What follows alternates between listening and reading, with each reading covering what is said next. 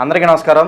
ఇవాళ మనతో ప్రముఖ ఆధ్యాత్మికవేత్త, astrologer, professor doctor Mullapudi Satyanarayana Murthy గారు మనతో ఉన్నారు. గురుగారితో మాట్లాడదాం. గురుగారు నమస్కారం. నమస్కారం మణికంఠ.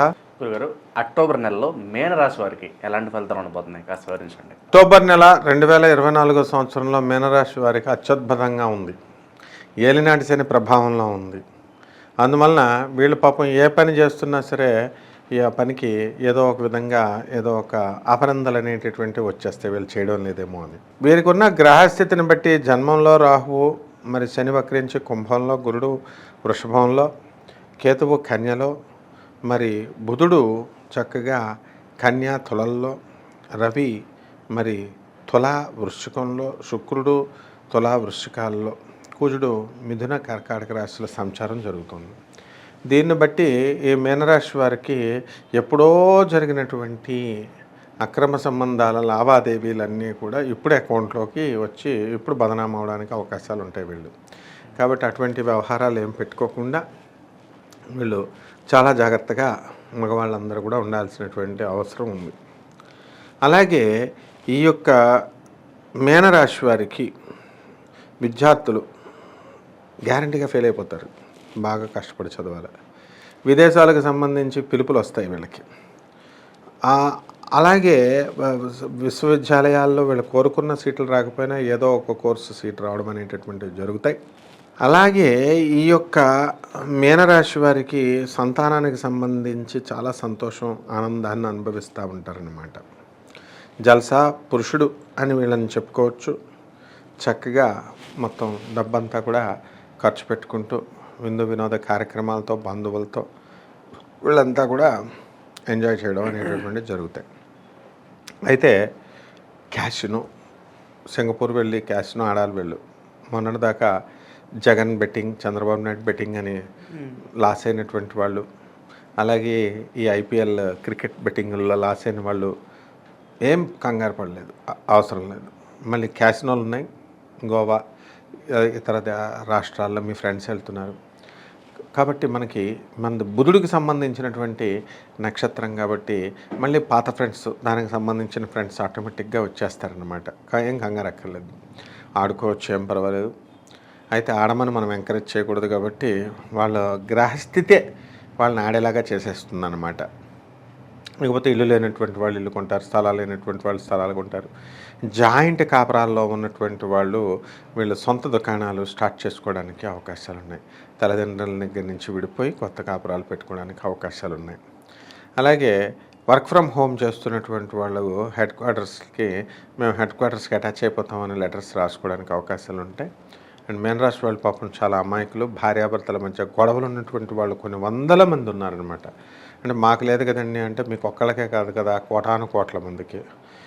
నాకు నిన్నే ఈ మీనరాశి వాళ్ళు ఒక ఆమె ఫోన్ చేసింది పాపం.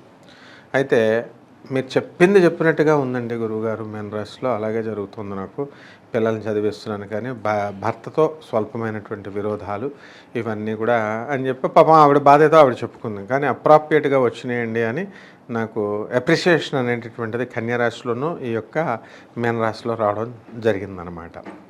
సో ఈ యొక్క మీనరాశి వాళ్ళంతా కూడా వీళ్ళకి వస్త్రాధరణ, నూతన వస్త్రాధరణ, కొత్త కొత్త వస్త్రాలు కొంటారు.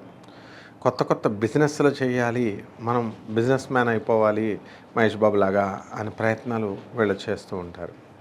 అలాగే వివాహాలు కానటువంటి వాళ్ళకి వివాహాలు అయిపోతాయి, స్థలాలు లేనటువంటి వాళ్ళు స్థలాలు కొనుక్కుంటారు. అలాగే ఈ యొక్క సినీ రంగంలో, రాజకీయ రంగాల్లో ఉన్నటువంటి వాళ్ళంతా కూడా మరి వీళ్ళు అనుకున్నది సాధించేటటువంటి అవకాశాలు ఉన్నాయి. మరి చాలామంది హాస్పిటల్ బెడ్ మీద ఉన్నటువంటి మీనరాశి ముసలి వయసులో ఉన్నటువంటి వాళ్ళు జాగ్రత్తగా ఉండాలి వీళ్ళ ఆరోగ్యాన్ని చూసుకుంటూ. అలా కాకుండా ఏమాత్రము హుషారుగా కనుక చేసినట్లయితే యమ దంష్ట్రాల కాలం అంటాం. అంటే యముడు కోరలతో వెయిట్ చేస్తూ ఉంటాడు అనమాట. ఇప్పుడును చైత్రమాసం, దసరాలో, శరన్నవరాత్రులు కాబట్టి పైకి వెళ్ళిపోయే అవకాశాలు ఉన్నాయి. కాబట్టి ఎవరైతే అనారోగ్యంతో ఉన్నారో, ఎవరైతే వార్ధక్య దశలో ఉన్నారో అటువంటి వాళ్ళు జాగ్రత్త పడాల్సినటువంటి అవసరం అనేటటువంటిది ఉంటుంది. ఇప్పుడు ఈ యొక్క దసరా సమయంలో వీళ్ళు పూజలు చేసుకోవాల్సినటువంటి అవసరం ఉంది. అలా కనుక లేకపోతే వీళ్ళు దెబ్బ తినేటటువంటి అవకాశాలు ఉన్నాయి. ఇక ఆరోగ్యపరంగా వీళ్ళకి పక్షవాతం, లేకపోతే నరాలకు సంబంధించినటువంటి ఎక్సైట్మెంట్ అన్నీ ఏ రోగమైతేనేమి నరాలకు సంబంధించి యూరిన్ వెళ్ళేటప్పుడు పట్టు ఉండకపోవడం నరంలో, సో అలాగా అకస్మాత్తుగా వచ్చేయడం, ఇలాంటి వ్యాధులు రావడానికి చాలా అవకాశాలు ఉన్నాయన్నమాట. గురుగారు, మేన్ రాశి వారు ఎటువంటి పరిహారాలు చేసుకుంటే వీళ్ళు ఇంకా మంచి ఫలితాలు పొందే అవకాశం ఉందంటారు? ఇప్పుడు ఏలినాటి శని జరుగుతుంది కదా, అందువలన ఈ ఏలినాటి శనిలో సాంప్రదాయబద్ధంగా మనం చెప్పుకొస్తున్నట్టుగా ఈ యొక్క శని జపం చేసుకోవాలి, శని స్తోత్రాలు చదువుకోవాలి, నవగ్రహాల చుట్టూ ప్రదక్షిణలు చేసుకోవాలా, ఇవన్నీ ఒక ఎత్తు. నల్ల నువ్వుల దానము, తర్వాత కిలో పావు నల్ల నువ్వులని పేద బ్రాహ్మడికి శనివారం నాడు ఉదయం 8 గంటల వరకు ఇవ్వడం. అలాగే దశమహావిద్యల్లో ఒకటైనటువంటి ధూమావతి అమ్మవారి యొక్క హోమాన్ని వీళ్ళ ఇళ్లల్లో జరిపించుకోవాలి. ఈ విధంగా దసరాలో ఇప్పుడు మనము బెజవాడ కనకదుర్గమ్మ తల్లి ఆరాధన మనం చేసుకోవాల్సినటువంటి అవసరం ఉంది. ఇంట్లో మహాలక్ష్మి కానీ, సరస్వతి కానీ, దుర్గమ్మ ఫోటో కానీ పెట్టుకొని చక్కగా ఇంట్లో మనం ఈ పూజలు అనేటటువంటిది కంపల్సరీ చేసి తీరాలి. అంటే ఎవరైతే ఈ రకంగా ఈ నెలంతా కూడా వీళ్ళు చేస్తారు, అటువంటి వాళ్ళకి ఉజ్వలమైనటువంటి భవిష్యత్తు ఉండడానికి అవకాశం ఉంది. అక్టోబర్ నెలలో మీనరాశి వారికి ఎలాంటి ఫలితాలు ఉంటాయి, అలాగే వీరు చేసుకోవాల్సిన పరిహారాలు తెలియజేసినందుకు ధన్యవాదాలు గురు. ధన్యవాదాలు. ఈ నెలలో మరి మీ చుట్టూ ఒక పురుషుడు తిరుగుతున్నాడు. ఎలా ఉన్నాడో తెలుసా?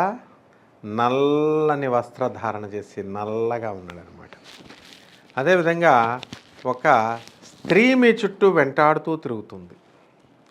అంటే ఇక్కడ మనం చాలా జాగ్రత్తగా ఉండాల్సినటువంటి సమయం ఇప్పుడు ఇది. ఈ నెలలో కనుక మనము ఎవరైనా సరే ఆడవాళ్ళ జోలికి వెళ్ళినా, మహిషాసురుడు వెళ్ళాడు, ఏమైపోయాడు? చండ ముండ శుంభ నిశుంభ రక్తబీజ ధూమ్రలోచన ఇటువంటి వాళ్ళందరినీ కూడా వేసుకుంటూ వెళ్ళిపోయింది. ఈ మాసము పరమ పవిత్రమైనటువంటి ఆశ్వేజ మాసం వస్తోంది. మరి అటువంటి స్త్రీ శక్తిని, ఫెమినైన్ ఎనర్జీని గౌరవించడం కోసం మరి పెట్టబడినటువంటి నెల పండుగ ఇది. అంతేగాని ఎవరో ఏదో వీడియోలో మనకి ఒక 50 లక్షల రూపాయల ఆస్తి వస్తుంది, లేకపోతే ఒక స్త్రీ మీకు వల్ల కలిసి వస్తుంది అని చెప్పేసి పిచ్చి పిచ్చి కవిత్వాలు చేసుకొని, పిచ్చి పిచ్చి ఆలోచనలు చేసుకొని అక్రమ సంబంధాలు ఏర్పాటు చేసుకోవడం కోసం అమాయకులైనటువంటి ఆడవాళ్ళ జోలికి కనుక వెళితే ఆ చుట్టూ తిరిగేటటువంటి స్త్రీ శక్తి మీ వెనకాలే ఉంటుంది. వచ్చే నెలలో మీకు ఇప్పుడు ఈ నెలలో అసలే కష్టాల్లో ఉన్నావురా బాబు, ఈ జాతకం ఎలా ఉంది అని బాధపడుతున్నటువంటి వాళ్ళకి ఇంకా డబల్ బాధలతో ఏ ఫలితాలు చేసుకున్న వాడికి చేసుకున్నంత దేవా మహాదేవా అని అంత అటువంటి దుష్ఫలితాలని నెక్స్ట్ మంత్లో డబల్ ఫలితాన్ని ఇవ్వడానికి కాచుకొని కూర్చుంది ఆ స్త్రీమూర్తి.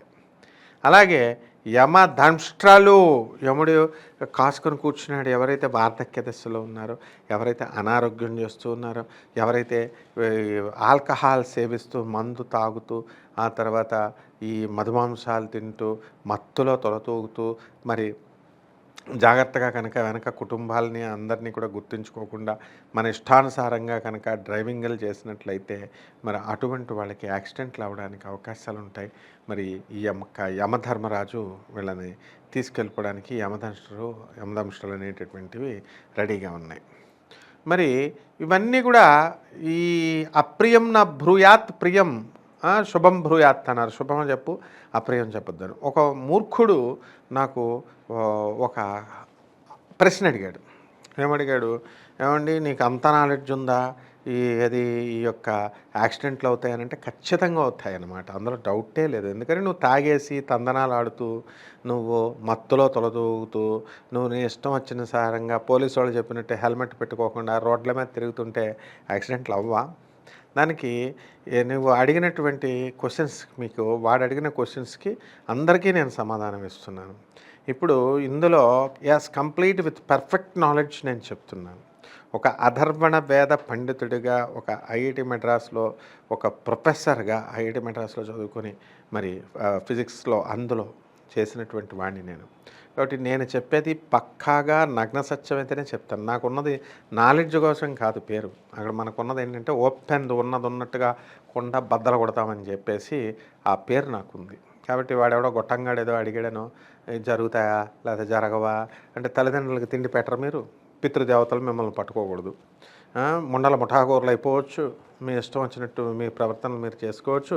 ఇంట్లో పాపం పెళ్ళాలు మిమ్మల్ని నమ్ముకొని ఉంటే ఆ పెళ్ళాలని కేర్ చేయకుండా లవర్స్ని సినిమాలకి, పార్కులకి, తర్వాత టూర్స్కి మీరు తీసుకెళ్తూ ఉంటారు. ఇవన్నీ మీ భార్యల పాపం అమాయకులు, వాళ్ళకి తెలియదేమో కానీ గురువుని నేను కనిపెడతా ఉంటాను.